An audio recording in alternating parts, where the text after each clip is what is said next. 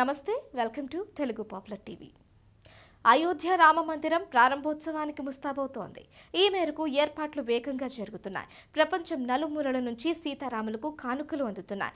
ఆలయ ప్రారంభోత్సవం రామ్లల్లా ప్రాణ ప్రతిష్టకు ఇప్పటికే శుభముహూర్తం నిర్ణయించారు. ప్రాణ ప్రతిష్ట ప్రధాన కార్యక్రమం 2024 జనవరి 22న మధ్యాహ్నం 12:20 జరుగుతుంది. ఈ కార్యక్రమానికి భారత ప్రధాని నరేంద్ర మోడీతో పాటు ప్రముఖ క్రీడాకారులు, సినీ తారలు, ఆధ్యాత్మిక ప్రతినిధులు, వ్యాపారులు, సాధువులు హాజరు కానున్నారు.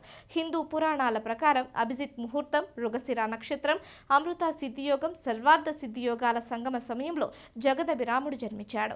ఈ పవిత్రమైన కాలాలన్నీ 2024 జనవరి 22న సమలేఖనమవుతున్నాయి.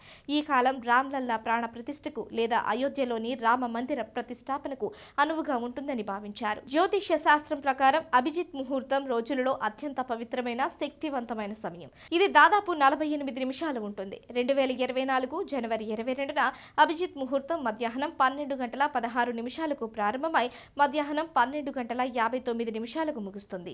ఈ కాలంలో శివుడు త్రిపురాసురుడు అనే రాక్షసుని సంహరించాడు. హిందువులకు ఇది శుభ సమయం. అందుకే హిందూ పురాణాల ప్రకారం ఈ కాలం ఒకరి జీవితం నుంచి ప్రతికూల శక్తులను తొలగిస్తుంది. ఇక జ్యోతిష్య శాస్త్రం ప్రకారం మృగశిర 27 నక్షత్రాల్లో 5వది. ఇది ఓరియోని రాశిని సూచిస్తుంది. మృగశిర అంటే జింకతల.